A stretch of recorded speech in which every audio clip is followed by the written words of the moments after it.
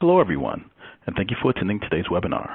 Before we begin, we would like to go over a few housekeeping items. At the bottom of your audience console are multiple application widgets you can use. You can expand each widget by clicking on the Maximize icon at the top right of the widget or by dragging the bottom right corner of the widget panel. Additional material, including today's copy of the slide deck, is available in the Resource List widget, indicated by the green file icon at the bottom of your screen. If you have any questions during the webcast, you can click on the Q&A widget at the bottom and submit your questions. We have a Q&A session at the end of the webinar, but you can submit questions anytime throughout the webinar. You don't have to wait to the very end. If you have technical difficulties, please click on the Help widget. It has a question mark icon that covers common technical issues. You can also submit technical issues via the Q&A widget. Please note, most technical issues can be resolved by pressing F5 or Command-R on Mac to refresh your player console. Finally, an on-demand version of this webcast will be available approximately 1 day after the webcast using the same audience link to access today's event. Now I'd like to introduce Amy Johnson. Amy, you now have the floor. Thanks, Brian, and thank you all for joining us for today's webinar, A Framework for Educational Equity and Culturally Responsive Pedagogy. The webinar is sponsored by the U.S. Department of Education's Mid-Atlantic Regional Education Lab. I'm Amy Johnson from Mathematica Policy Research, which leads the work for the Regional Education Lab. This is the first webinar in a 4-part series, and our goal for the series is that it will prompt audience members, either individually or ideally with a team of colleagues, to put what you hear into action. We think of this 4-part webinar series as a workshop that will provide you with valuable guidance on how to create more equitable education environments that include culturally responsive practices. Before I introduce today's speaker, I want to point audience members to an action plan that you all should have received electronically via email. It's also available in the resource list widget that Brian just mentioned. And the action plan is intended to be a starting point for the critical conversations and strategic planning that we hope each of you and your colleagues will begin in working toward culturally responsive practices. Feel free to jot down thoughts, ideas, or questions related to the prompts in the action plan throughout the webinar. But most of all, please take this with you after today's session is over and take action. Please do something with the information you hear today. Our speaker today is Dr. Heather Bennett, the Director of Equity Services for the Pennsylvania School Boards Association. Thank you, Heather, for joining us, and I'm going to turn it over to you now. Awesome. Thank you so much. It's great to be here. I'm very excited to help launch this awesome webinar series on culturally responsive pedagogy today. And so let's just get started. Okay. All right, we're going to move the next slide. Okay, so the purpose of this workshop is to provide a framework for culturally responsive pedagogy, and that requires a discussion on equity to help situate CRP as a necessary strategy to move towards equity in our districts and community. So we're going to tackle about 6 questions in this workshop today. 1, what is educational equity? 2, why is equity important? 3, what does equity charge educators to do? 4, what is culturally responsive pedagogy? 5, how does culturally responsive pedagogy relate to efforts to achieve educational equity? And 6, what does successful implementation of culturally responsive pedagogy suggest about the needs for broader systemic change? So let's start off with the first question. What is educational equity? So at Pennsylvania School Boards Association, we define equity as the just and fair distribution of resources based upon each individual student's needs. Equitable resources include funding, programs, policies, initiatives, and supports that target each student's unique background and school context to guarantee that all students have equal access to a high-quality education. So I want to couch this to say that it is essential that each district define equity for themselves that fits their context. And with that definition, also explain why equity is important for your district and community. Having a clear definition of equity that is shared, understood, and practiced by the district and community sets a foundation for comprehensive and consistent practice of equity. Without setting a definition, there could be a lot of confusion, right? We can't assume that every stakeholder in our district knows what equity is, and so having a shared definition of equity is so important. So equity, I think, stands in the gap between what we know about providing a high-quality education for students and its benefits and what we do and have done to students. What we know is that access to high-quality educational experiences increases positive economic, political, and social life outcomes for all students. But unfortunately, what we do is that children are receiving inequitable educational experiences and opportunities, often determined by various factors, right? Zip code, socioeconomic status, race, ethnicity, sex, sexual orientation, gender identity, language ability, immigrant status, disability, access to technology, and multiple other factors, right? And so what causes these divergent educational experiences? One, inequitable funding and resources. Two, let's think about discriminatory and biased practices and policies that have limited the opportunities of groups of people. And so I list a couple of systems down. I say housing, employment, economics, healthcare, criminal justice system, education.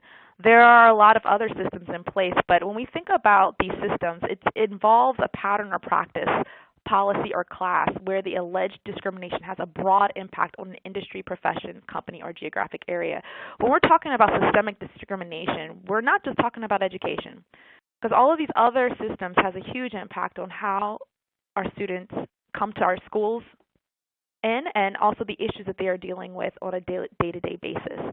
And these generational impacts of the systemic discrimination has a huge impact on providing an education for all students.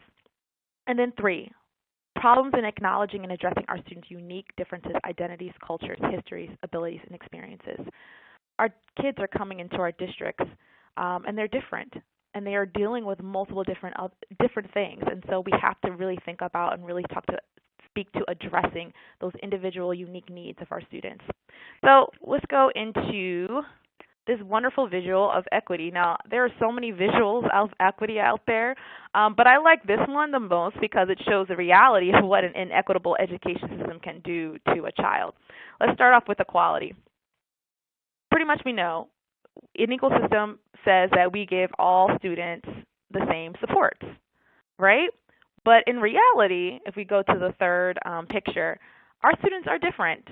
They come to our classrooms with unique gifts, individualized learning styles, different experiences and cultural identities. I talked about that just a second ago. And I think that this is a visual of what we have done to students, really. We have never treated our families and students equally, nor have we respected our students' differences. A significant number of our students carry the weight of poverty, racism, sexism, trauma, and other forms of prejudices and conditions that affect how they perform in school. Our kids are not starting from the same starting point. Some kids are privileged to not only see above the fence, but to supersede the fence.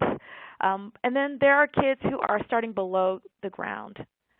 Equity recognizes that we have not treated students equally, and that in order to see the game, might as well play in the game, we have to give students what they need, right? So again, I love visuals, so our job as educators is to make sure that children get across that finish line, whatever that means for that child. And not everyone is like a Usain Bolt and can run across the finish line in a world record time. Some people require support. Some need racing chairs, prosthesis, running guides for the visually impaired. Some need to walk.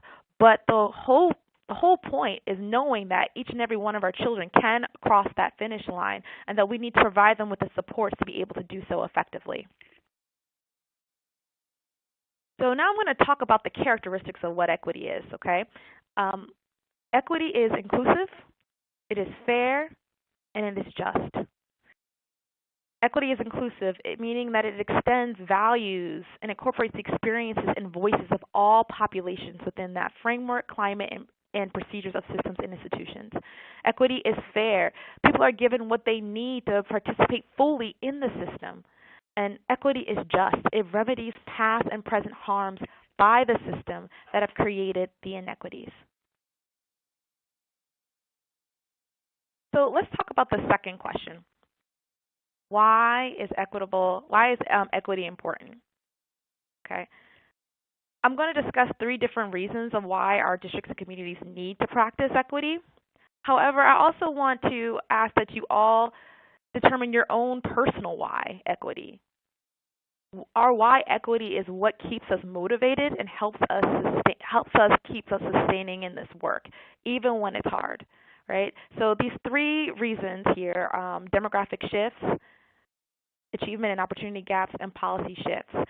And just a quick caveat before I move on, I'm using Pennsylvania as an example because I work in Pennsylvania, but these trends that we're seeing in Pennsylvania are seen throughout the rest of the Mid-Atlantic region, and maybe these trends are even more stark in your own particular state and locality. So let's start with demographic shifts real quick.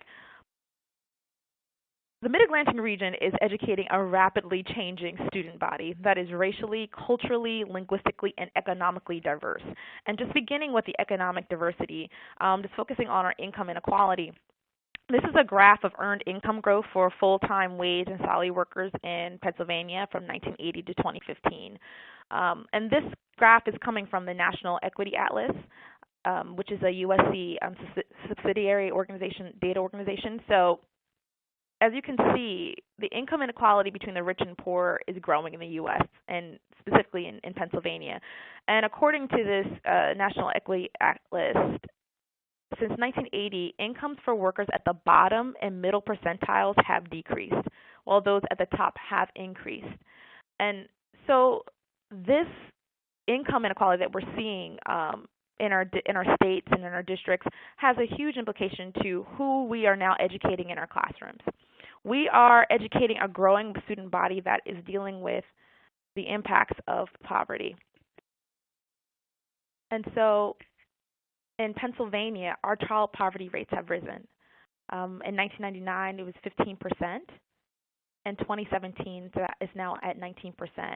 And what you're seeing is a graph of, it's a map of our 500 school districts in Pennsylvania. And so what I really want to say here is that poverty is found in every district, and it is not exclusive to urban or rural districts. Our suburban districts, we have about 36% of our suburban districts have high poverty levels. And also, it's important to note that even though issues of poverty impact every school district in Pennsylvania, mapping poverty rates across 500 school districts highlights extreme economic disparities between districts. So it's extremely important to think about this as also talking about income inequality within our own space, but also recognizing and acknowledging that between the income inequality between districts is also prevalent and also important to note. So let's move on to racial transformation in our state. This is a map of Pennsylvania from 1990 to 2017. As you can see, demographic shifts have changed our districts racially. In 1990, the percent of students of color stood at 18%. In 2017, the percent of students of color stood at around 31%. And in 2018, the percent of students of color stands at 34%. So it is growing in our state. And we see most of the transformation in our Latino and Asian student population. So I kind of want to talk about this for a quick second. We have to understand that our suburban and even our rural spaces are no longer homogenized enclaves. They have diversified rapidly, and therefore the cultural narratives in these areas have also shifted. We cannot hold on to the narratives, perspectives, and beliefs of what you used to be, or what your students used to be, and we must work towards developing an education practice for who your students are today. And I feel like that is the exciting work of an educator. And what happens, and there's some detrimental things that happen when we do not focus on developing education that meets the meets the needs of our students. So we're going to now shift and go into the next phase of this why equity and focus on achievement and opportunity gaps. So quickly, let's just talk about the achievement gap real quick. Achievement gaps mean the academic disparities and or differences between groups of students, as indicated through variances in academic indicators such as test scores, GPA, graduation rates, and post-secondary access. There's probably other factors or indicators that we can measure the achievement gap in as well. But I'm just going to focus right now on our high school graduation rate. So this is from the 2016-17 school year. And as you can see, 87% of all of PA students graduate from high school. But if we really break that down and think about it from race, from language ability to, and also poverty levels, you're seeing a completely different story. For the most part, let's break it down by race. White and Asian students predominantly 91 to 92% graduate from high school respectively. But our Black and Latino populations, 74%, only 74% graduate. Look at our special education. 74% of our special education students graduated that year.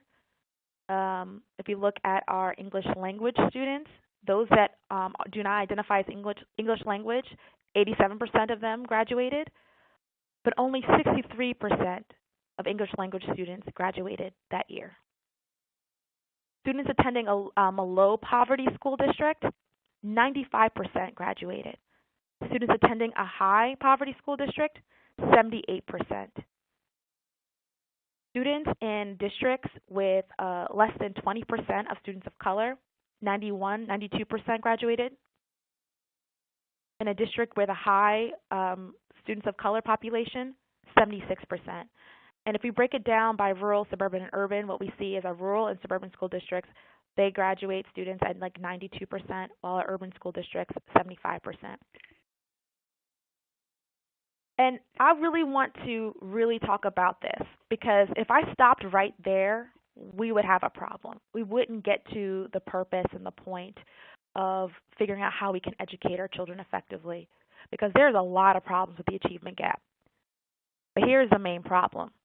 Achievement gaps merely measure outcomes but does not explain why these disparities exist. By focusing only on the achievement gap, we come to believe that children who do not perform as well are unable to perform. Therefore, we legitimize stereotypes, labels, and then we've placed the blame of the lack of achievement on students and families, and we never address the system that is tasked with educating our students.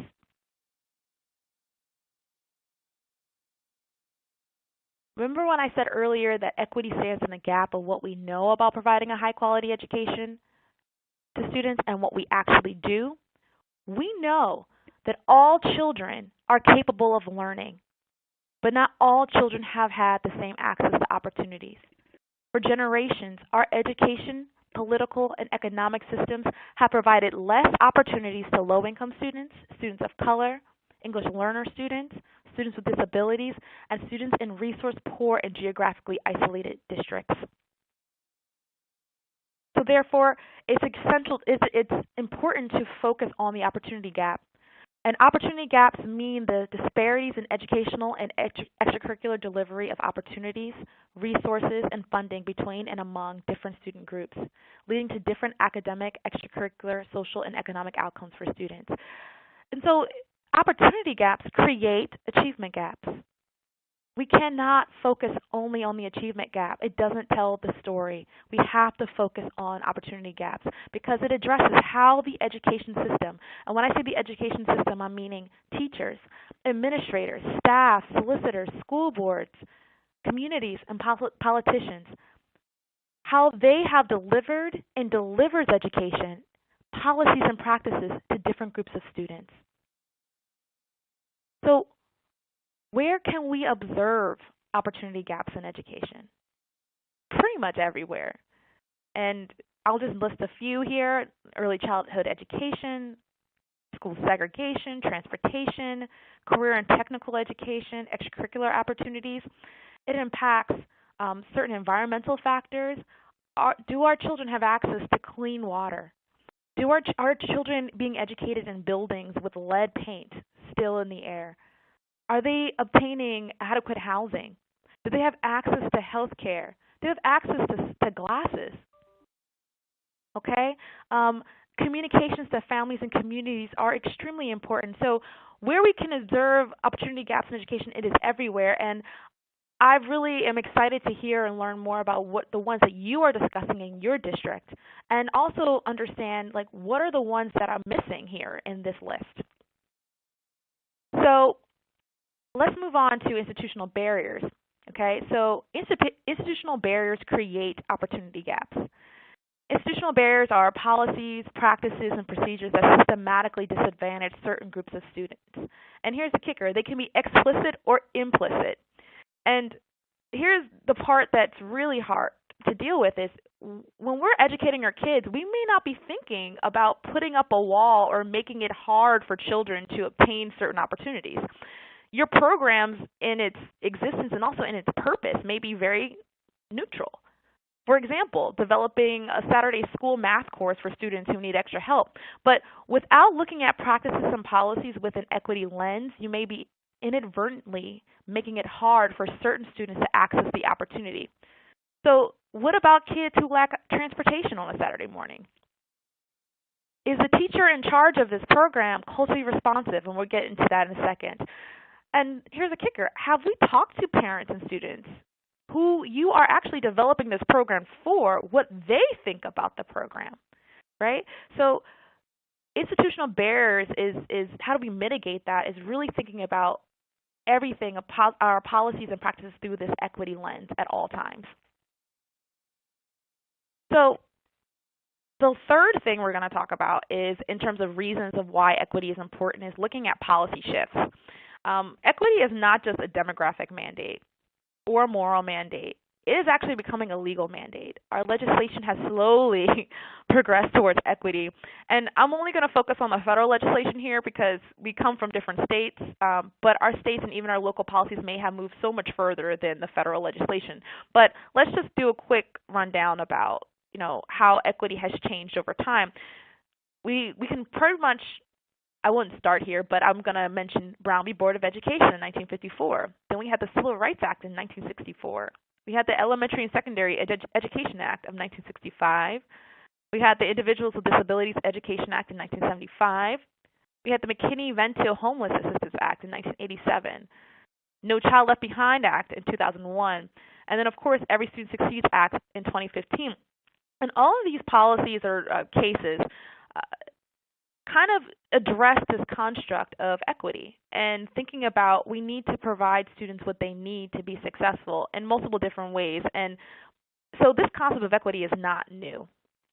But what we're seeing now is this commitment to move towards it, and we see it in the purpose statement in the Every Student Succeeds Act.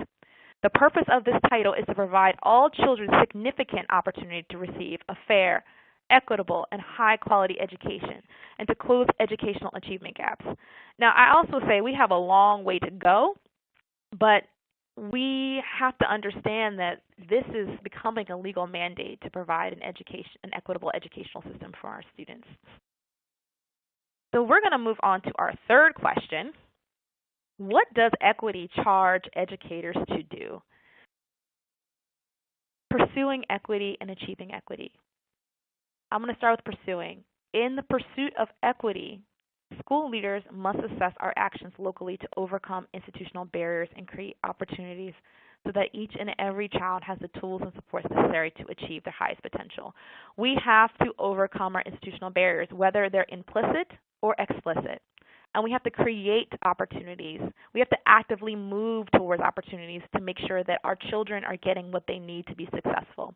And how do we know we've achieved this, right? Is our students' identities will not predetermine their success in schools. We will be closing these achievement gaps. And that's what we're trying to get to. So that's what equity charges us to do.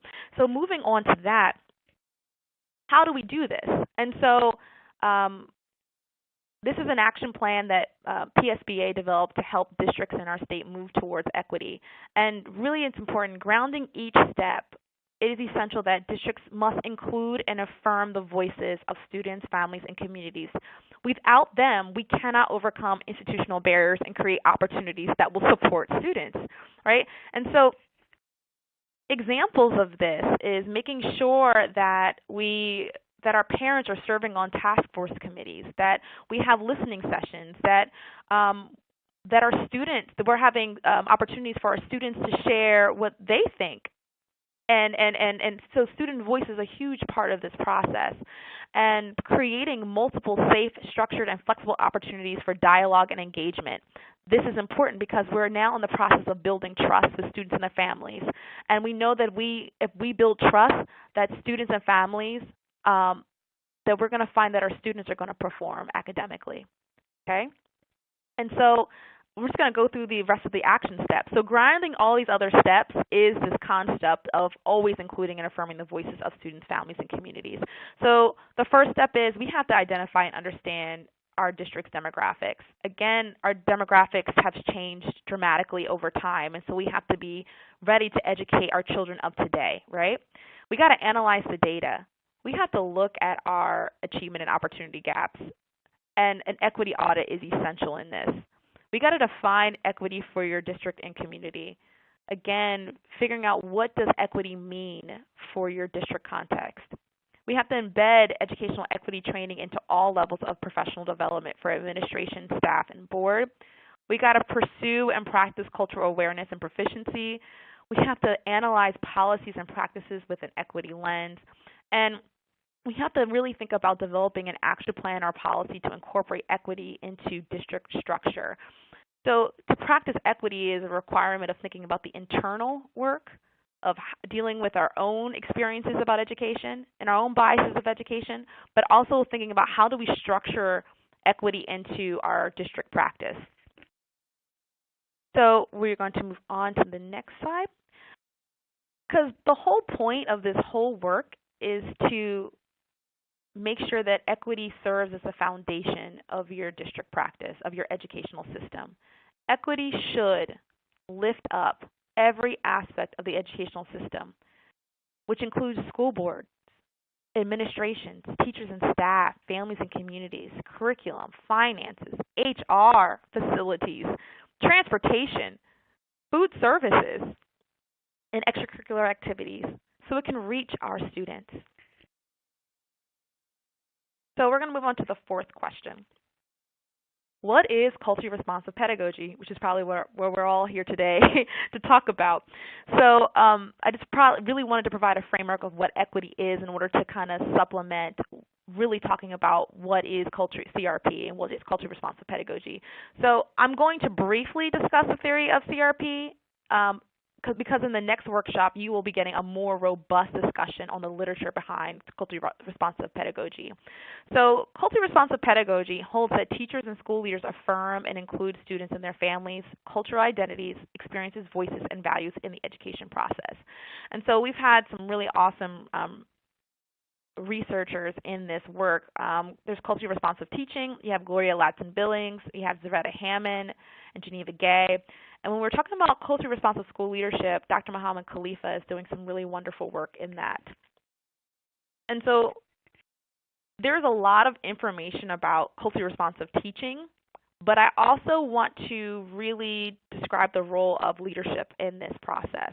So both CRP and culturally responsive school leadership really talks about critical self-reflection. We have to deal with our own internal bias when we are educating our children.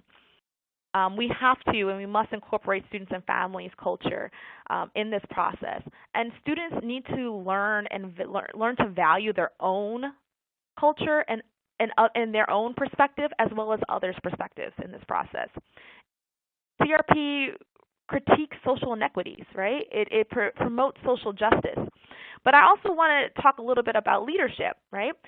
It is their role, principals, superintendents, school board directors, to develop culturally responsive teachers. And with the purpose specifically about the board, because I work with school boards, it is their job to develop policy and practices that is community and student-centric. So number 5, how does CRP relate to efforts to achieve educational equity? And I use this quote, ignorance of cultural differences could lead teachers to underestimate the true academic potential of minority students, to kind of lift up this point. CRP is the lifeblood of equity work. How are we as school leaders or teachers or staff members supposed to create and implement policies and practices that reflect and support our students individual needs if we do not engage with students and families, if we do not listen to students and families, if we do not center students and families, if we do not deal with our own biases regarding students and families, and we do not include students and families in the educational process. And I also want to say we have to engage our marginalized students and families, the ones that are not as much, that we don't see as much in our programs, or who do not come to our parent-teacher conferences, because this is our job. In order for us to provide an education for all students, we have to engage all parents and students as well. We know from research that if students feel like they belong, that we believe in their brilliance, that we accept their identities, they will perform academically. To practice CRP, we have to push away any deficit mindset that makes it hard for us to engage, seek out, and work with communities and students. Okay, so the sixth question talks about this paradigm shift of what CRP brings to broader systemic change in our educational system, okay? And again, CRP centers students and communities, specifically students and communities that have been marginalized. When we engage in culturally responsive pedagogy, we value the cultural practices of students and families. When we engage in culturally responsive pedagogy, we promote engagement and belonging. When we engage in CRP, we demand high expectations from our children, from our students. When we engage in CRP, we require continuous training for leaders and staff to learn more practices and also to learn ways to deal with our own issues of bias, right? CRP requires a paradigm shift in how we process and think about student achievement. And so to kind of address this point, I'm using Dr. Muhammad Khalifa's work. He discusses the traditional school approach and how we think about student achievement. And this traditional approach, it's kind of rather linear, or maybe even, I would even argue, hierarchical, right? So how it works is district administrators and school board directors develop policy. And therefore that policy impacts and informs school leadership, such as principals. And then our school leaders, our principals, then informs teacher practices, right? And then, of course, teacher practices has a direct impact on student achievement, student performance. So it's this very linear process. But if we're practicing and thinking about a paradigm shift with utilizing culturally responsive approaches, we're thinking more of a humanistic viewpoint, right? And so Dr. Khalifa juxtaposes this traditional approach to this very culturally responsive approach, where it's not linear, it's actually intertwined, where the expertise is not coming specifically just from our district and our school board leaders, it's coming from communities and families. In this approach, district and community leaders work together with parents, and which therefore informs school leadership, which then of course informs teacher practices, which then informs student performance. And again, I said this process is very intertwined. Teachers and school leaders should be constantly learning from the community, which includes their students and parents, to develop practices and supports to fit the needs of their students. And so I hope that this kind of framework can help launch the next stage into when we really get in depth about actual CRP practices.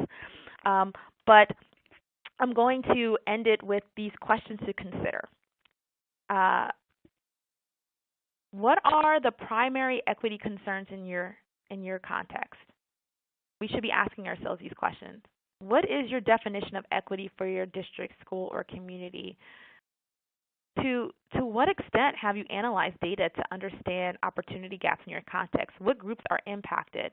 Have you conducted an equity audit in your district? To what extent have you analyzed policies and practices with an equity lens? Which policies or practices need to be examined and re-examined or redone, right? What steps might you take to address them? How does CRP fit into those steps? And who do you need to involve? And I think this is the most important question, okay? Who do you need to involve? Who is missing from the conversation? Are you making decisions in isolation of students and families? So again, it's coming from this space of recognizing what equity is, and equity is, again, is providing the supports that our children need to be successful. So if that is the case, then where do we get our information from? And that is from our students and families, and uplifting their cultures and uplifting these practices as a way to reaching our students so that they feel like they belong. And when they feel like they belong, then they're going to perform for us academically. So I'm now ready for any questions that you might have. Heather, thank you so much. That was a great presentation. And we are going to open it up for a Q&A session right now. We have plenty of time for that. And folks, I'm just going to remind folks you can submit a question down in the Q&A part of this platform. I'm going to start with the first question for you, Heather, which is, can you describe how organizations can review their policies to determine if they are supportive or not of educational equity? What does the process look like in practice? Okay, so I would, again, start off with thinking about an equity lens approach. If you haven't had one, I would definitely find one, but there are some good ones. Like we actually have an equity lens approach, and these are just questions. We call it like 5 questions for districts and also teachers in your own classroom to ask yourself if you're thinking about moving towards equity. So the first question is, what is the decision in question? What does the data show regarding the impact of the decision, And this can also be your policy. What does the data show regarding the impact of the policy, right? On student achievement, opportunity, and school climate. The third question is, if there are disparity gaps between groups, why do these disparities exist? The fourth question is, who is missing in the discussion to address the disparities? And the fifth question is, how will you mitigate the disparities? So these are 5 questions, but you can think about it in terms of reviewing your policies in order. If you have a policy, a school discipline policy, or a curriculum policy, or just even a practice, again, I'll use the example of Saturday school on a Saturday school for math, and really kind of going through this process of, okay, why did we come up with this decision? Why was this decision made? What does the data show? Who's actually engaging in this class in this Saturday school? And if there are disparities, why do they exist, right? And then really thinking about, we created this opportunity for students, but only certain students are accessing it and others are not. Why don't we ask the parents and the students of those who are not accessing this opportunity to kind of get an understanding of really thinking about these disparities on a deeper level, and then how will you mitigate the disparities? How will you fix this, right? And so this is kind of a quick 5-question way that I think organizations or districts can use more systematically, of course, to kind of really start to address the barriers to opportunity in your practices or your policies. I hope that answers your question. Thanks, Heather. This might be also a good follow-up question to that first one. Do you set goals after examining data and gaps? You know what? I think so. Yes, absolutely. And the reason why I was quiet about that, because there could be a goal like we're going to examine our data and gaps, right? Some districts we haven't even done that first step, right? And that's a goal in itself. But yes, I would definitely, you really don't know what the problem is really until you have a nice little x-ray about your district's, the system, right? Until really thinking about the disparities going on in your district. And again, you might, because we're going about our day, we don't necessarily see it because some of this can be implicit, right? Some of these things that we don't really notice. And so I think you have to do an x-ray really of your district through an equity audit to be able to really examine the disparities and also set goals, because now you know what the problem is. Without it, you're kind of thinking you know what the problem is, but when you have an audit that says it with clear data, you can now have something to base it off of, and also know where you're going really as well. So yeah, I think after the fact is important. Here's another question for you, Heather, and this might be one that others share. The question starts with the acknowledgement. Seems like our district is stuck in the initial stages. What is the recommended time frame to get through the stages, understanding that the work needs continuous training and work? So the initial stages in terms of, let's think about like with the action plan, just kind of addressing the data or just talking about it over and over again. Is that where you're at? Well, I'm just gonna assume that. Yes, I don't know. Yeah, I know. So I think a lot of the problem is, again, we get stuck really at, okay, this is the problem, this is the problem, this is the problem. It really now needs to go into kind of solution mode. So again, if you know what the problem is, right, you've done an audit, that's important. My next thing is, okay, get everyone together in a room and just say, okay, what are the top 3 things that we need to address that's having a huge impact and that we see as a huge problem in our district, and let's tackle that. Because I think a lot of people get stuck too because there's so many problems, right? We see like 1,000, we have like a list. I'm like, oh God, we got to address discipline, we got to address early childhood literacy, we got to address all these things, and sometimes we get so overwhelmed that we don't know where to start. And so I think sometimes we have to just start small. What can you tackle? Thinking about what are the major top 3 or 4 or 5, if you have the capacity, 5 things that is having a huge impact on your students, and then tackle that. And then have short-term goals and also long-term goals, because I think a lot of times when we think about goal setting, we think about, okay, we got to go to long-term. We're going to cut discipline rates by 100% in a year.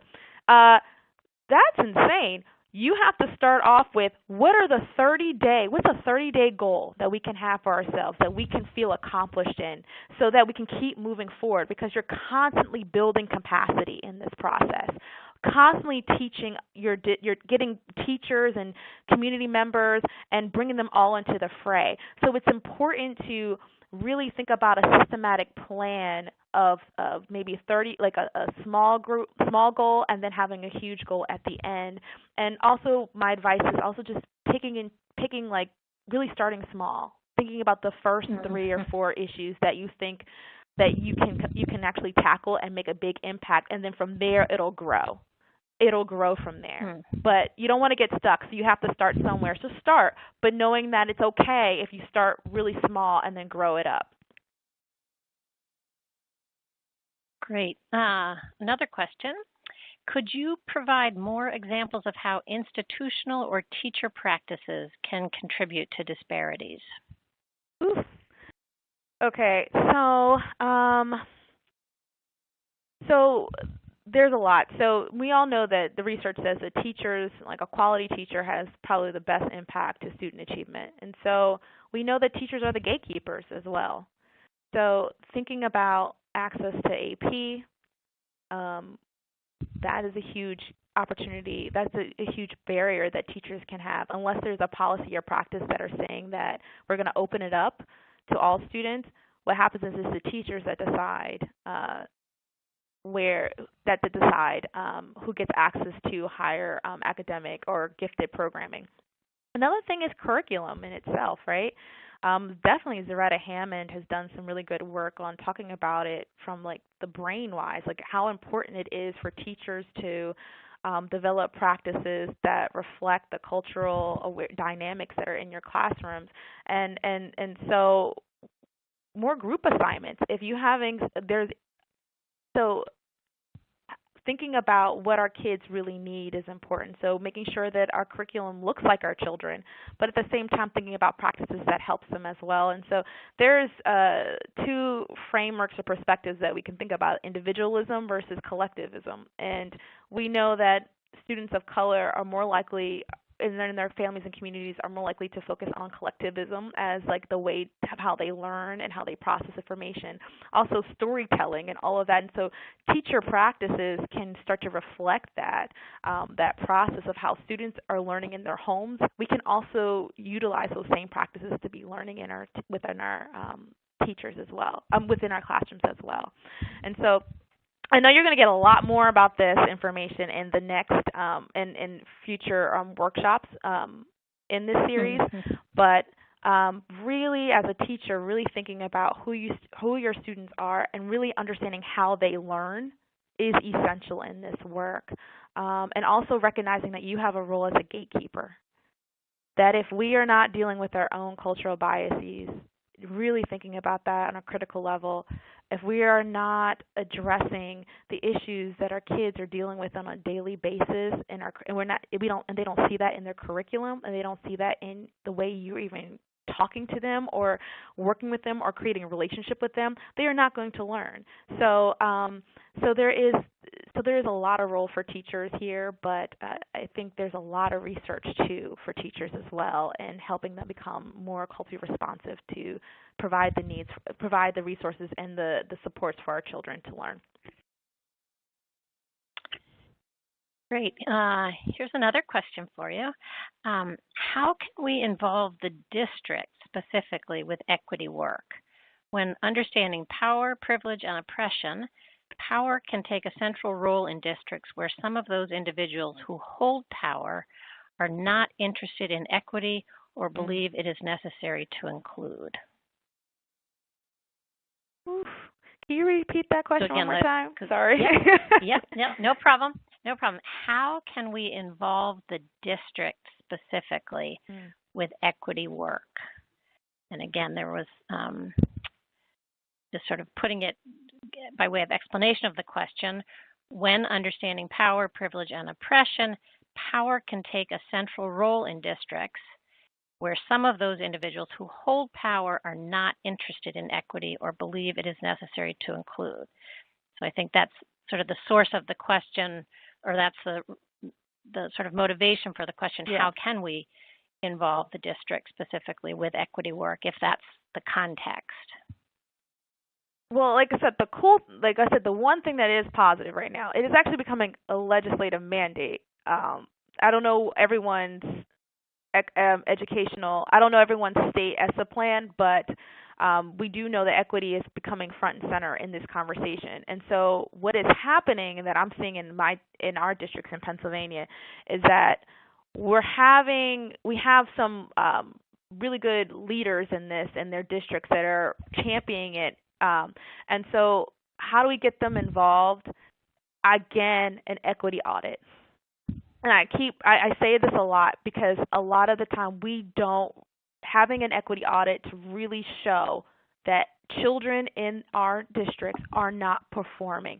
What happens is, again, that initial perspective of narratives, right? That we come from a certain district, and in the past we've all done well because we've all had the same student body, and therefore we think when we bring in new children to our district, we therefore think, oh, they need to assimilate because this is the narrative that we've told ourselves for generations.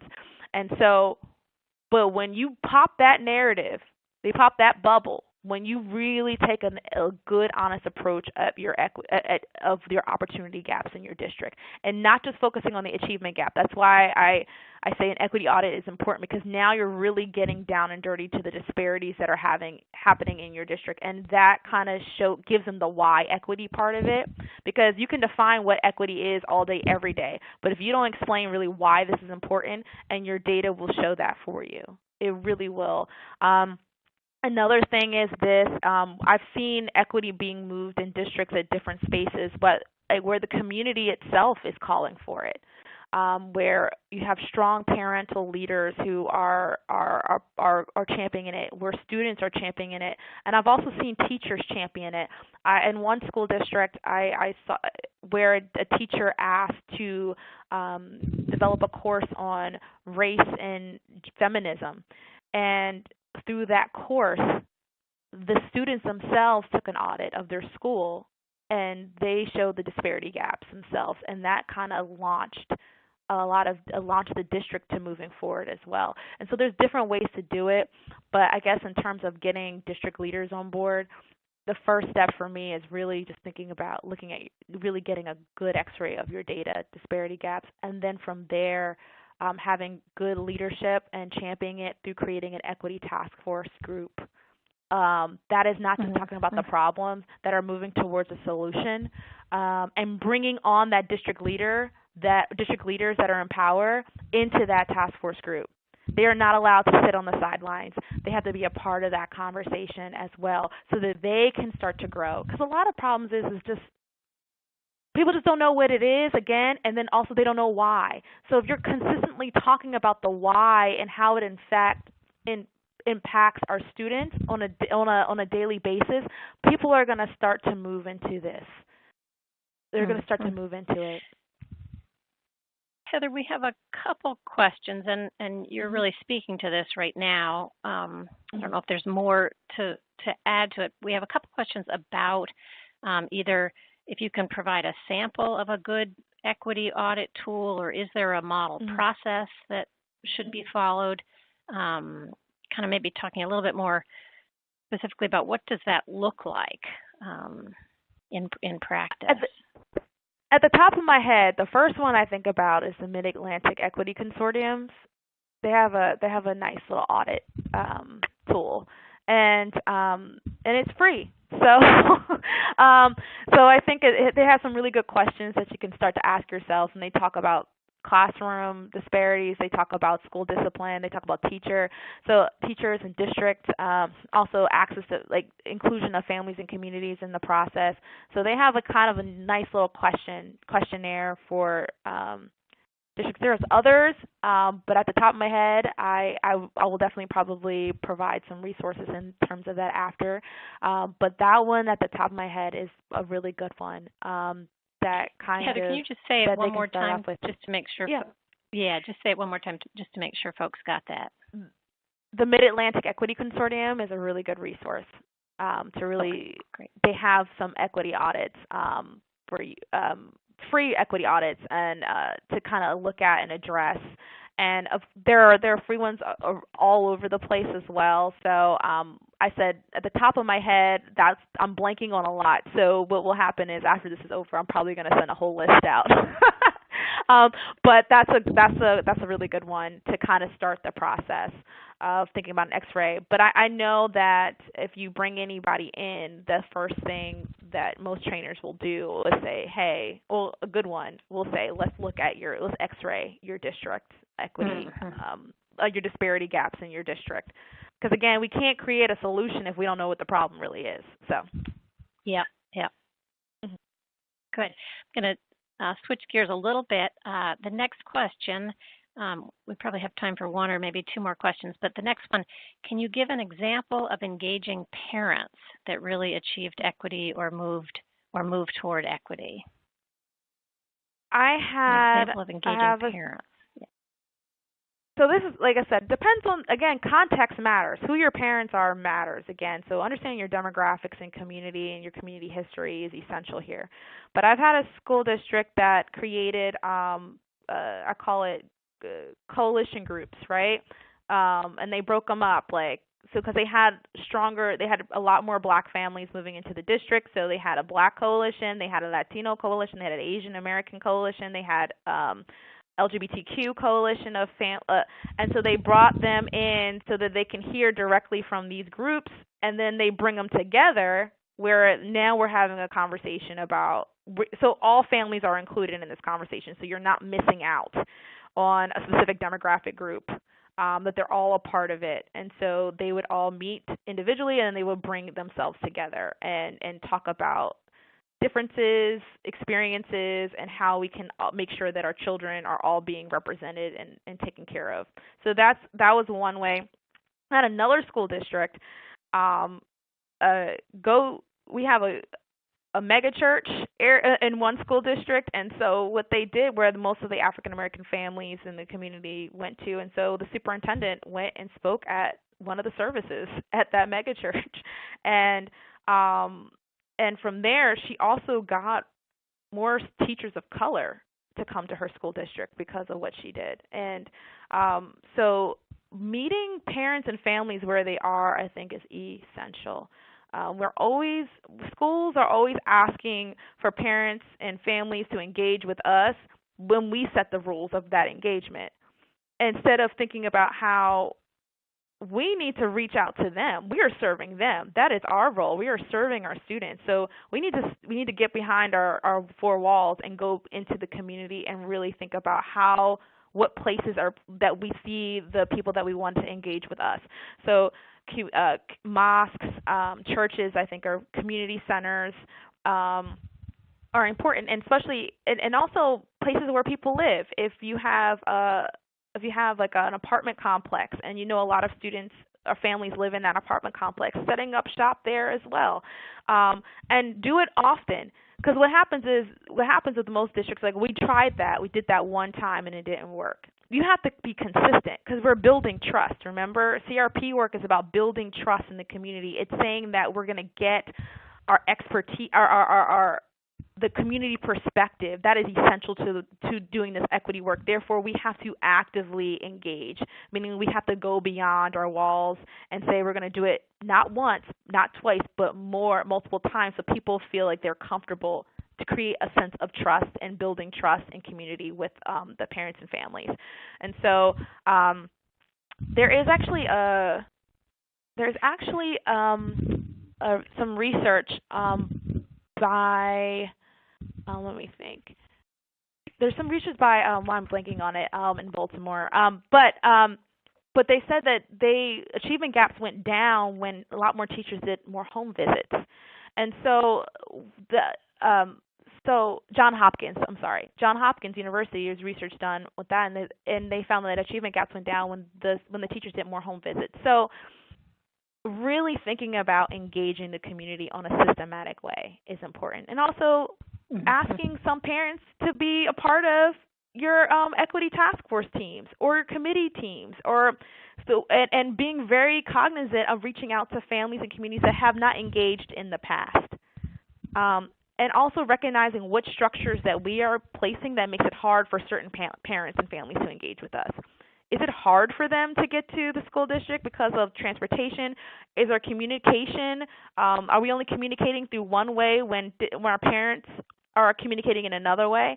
It's really taking a really good, really structured look at how we're accessing the community and how they're accessing us. And that's data. Again, equity audit. I'm telling you, that works. Well, I think we're just about out of time for questions. I just want to say a thanks again to Heather for today's webinar and this great Q&A session. Great questions. Thank you for taking all of them and answering these questions so thoughtfully, Heather. To audience members, you'll see on your action plan the same questions that are up on the view right now that Heather posed at the end of the webinar, with a prompt and some space to begin developing your own responses, sort of the beginning of your own action plan. As a quick reminder to the audience, the next webinar in this series will be held on October 2nd. Eric Duncan from WestEd will share research on culturally responsive practices and discuss how to sustain systemic change. So thank you to everyone for joining us. We look forward to having you join us again in early October. And I'm just going to turn this back to you, Brian. Thank you, Amy. Please note, at the conclusion of this webinar, there will be a brief survey. Please take the time to fill it out. When you've completed the survey, please hit the submit button. As a reminder, the on-demand recording will be available one day after the webcast using the same audience link that was sent to you following registration. The recording and the transcript will be available on the Rail Mid-Atlantic website in the coming weeks. Thank you for joining today's event. Have a great afternoon.